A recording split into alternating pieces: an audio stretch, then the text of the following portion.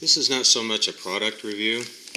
I just want to go over a couple of differences between the Kong Duck and the CT RollNLock because they look like very similar devices.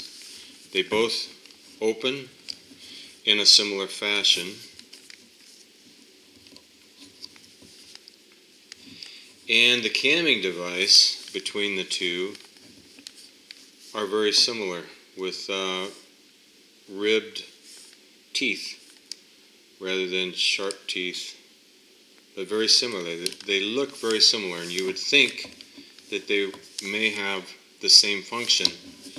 In fact, I see guys using the Kong Duck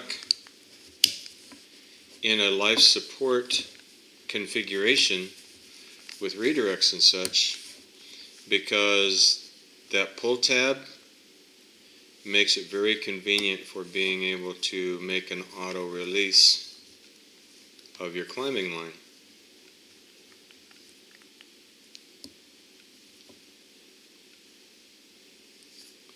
So the Kong Duck and the CT RollNLock are priced very much the same, which surprises me because the CT is a little more complicated when it comes to design.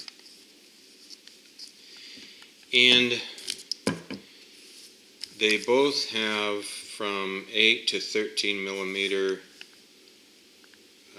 capability for a line.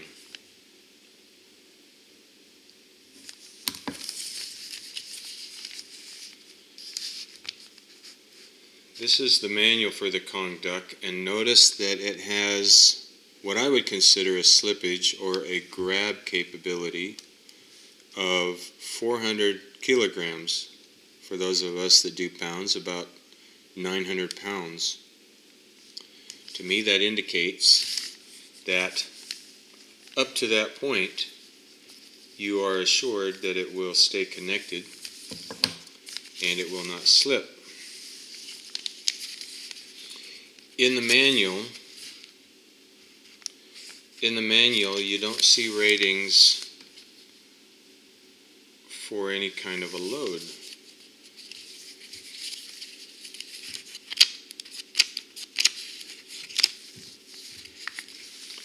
Also, you see that whenever it's used for a tether, the end is always tied off. Here indicates that perhaps without it being tied off, after that 400 kilogram load, the duck could slide off the end.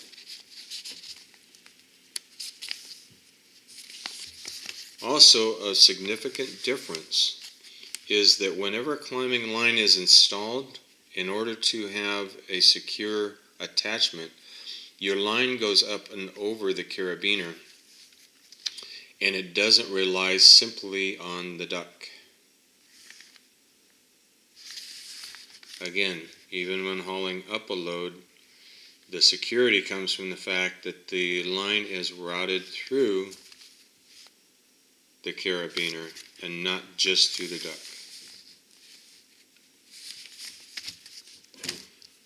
Okay, so the CT RollNLock doesn't have the quick release tab, but this cam makes it very easy to operate and remain open. So you can use this in a hauling configuration, and it's got, the duck doesn't have it. But this, when the cam moves up and locks out of the way from this little tab, when you want progress capture, it's pretty easy to lift that up and over that pin,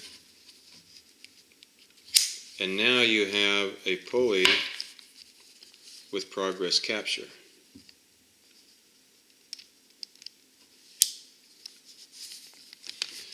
But notice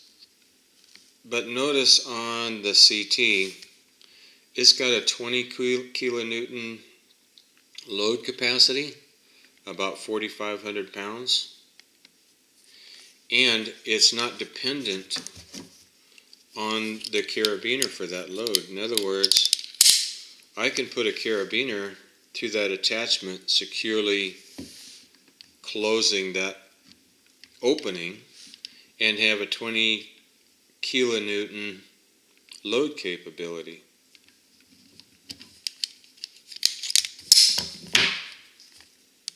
So notice here that the load for hauling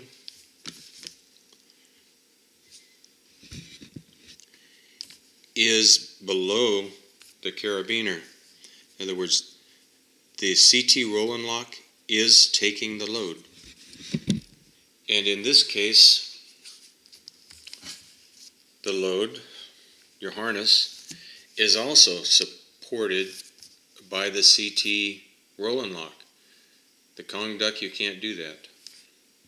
Here also notice that it's got the figure of a hand grabbing the line with a 4 kilonewton grab capability.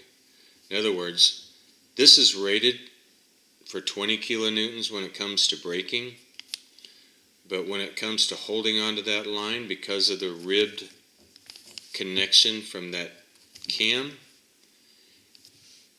it's up to 4 kilonewtons for holding that until it starts to slip.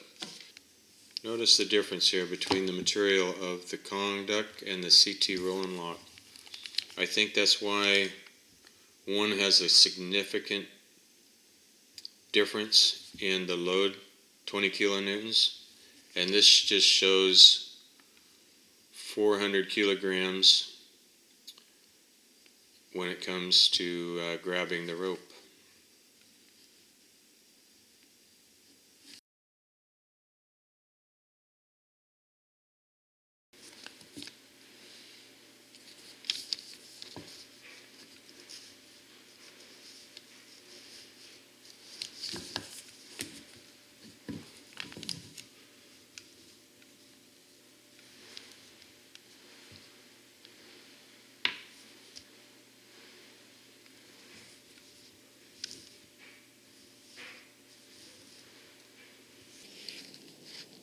Okay, so this is the CT RollNLock on the rigging plate of my harness.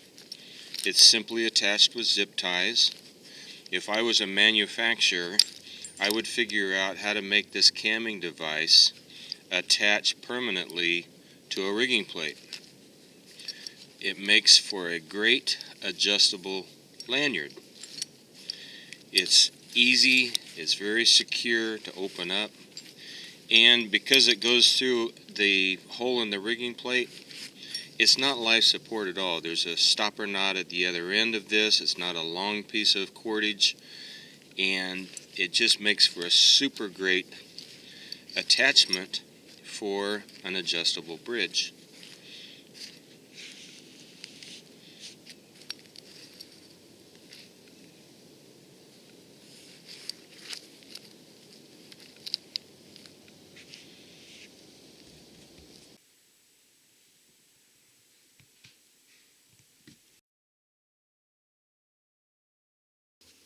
It's pretty easy to lift that up and over that pin.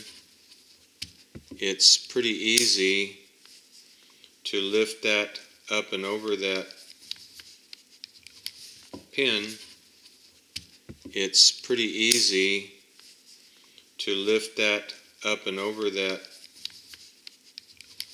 pin. It's pretty easy to lift that up and over that pin. It's pretty easy to lift that up and over that pin.